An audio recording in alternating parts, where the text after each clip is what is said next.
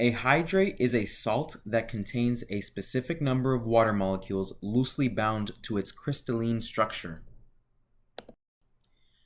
Disregard the numbers that are collected during this first portion of the video, as it is just to explain and show you the technique. Obtain a crucible and a crucible lid. Check them for hairline cracks or stress fractures. Do not use the crucible or the lid if they are damaged. Rinse the crucible and lid with DI water and dry them with a paper towel. Clamp an iron ring to a ring stand and place a wire triangle, clay triangle, on the iron ring. Adjust the height of the iron ring to accommodate a Bunsen burner. Place the covered crucible on the wired triangle and heat for 3 minutes with an intense flame. The bottom of the crucible should be in the hottest part of the flame. Note the bottom of a properly positioned crucible should eventually become red hot.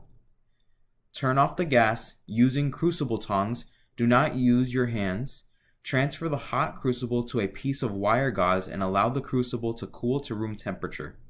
This could take between 5 and 10 minutes. During this time, you may remove the lid from the crucible to encourage it to cool faster. To determine if the crucible is at room temperature, place your fingers as close as possible to the crucible without touching it. If heat is radiating from the crucible, allow it to cool for another 2 minutes. After heat is no longer radiating from the crucible, you may test the temperature with a finger wrapped in a Kim wipe. Do not weigh a warm crucible. Using crucible tongs, place the cool crucible and lid on the balance to record the combined mass. It is strongly recommended that you record the mass of the crucible and the lid separately.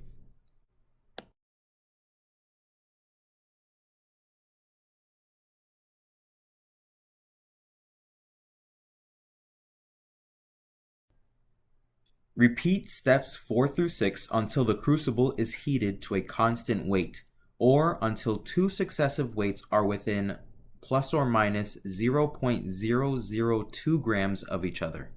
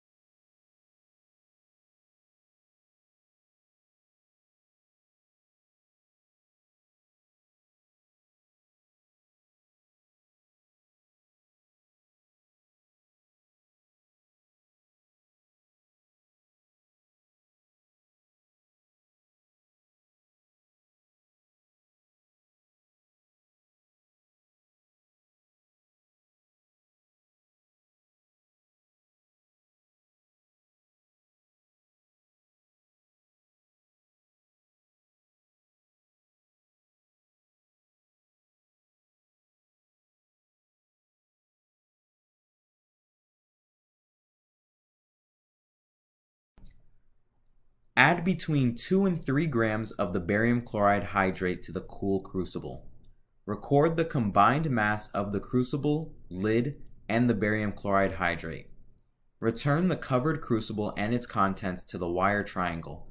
Slightly open the lid of the crucible to allow the water molecules from the hydrate to escape. Heat the crucible and its contents over a medium Bunsen flame to drive off the water of crystallization.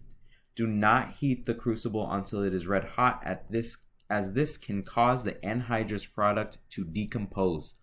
A total heating time of about 5 minutes should be enough.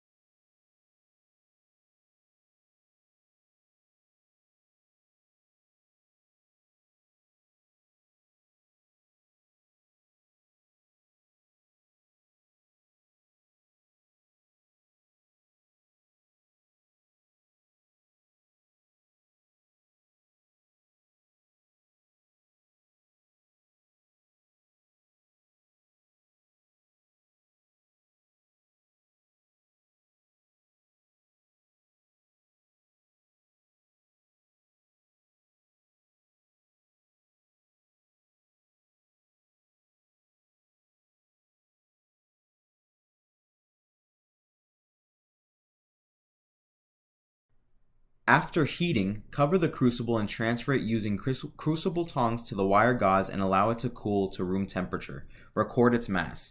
Do not weigh a warm crucible. Return the crucible to the iron ring, slightly open the lid, and heat with a medium flame for 2 additional minutes. After heating, cover the crucible and transfer it using crucible tongs to the wire gauze and allow it to cool to room temperature. Record its mass. Do not weigh a warm crucible. Repeat step 12 until a constant weight is achieved. If time permits, your instructor may ask you to heat a pea-sized sample of cobalt chloride hexahydrate, nickel sulfate hexahydrate, and copper sulfate pentahydrate in a small-sized test tube. If he or she does, heat the test tube gradually and do not point the test tube in the direction of any student while doing so. Note your observations carefully and follow any other instructions given by your instructor. 2 litmus tests will be done on each test tube. We will be working with blue litmus paper, which tests for the presence of acid. So in the presence of acid, blue litmus paper turns from blue to red. We will use ammonium hydroxide on the litmus paper just before heating. We will touch the condensation from the test tube with the litmus paper. You are required to record any color change and the results of the litmus tests. All of the litmus tests were positive, which tells us that there is acid present.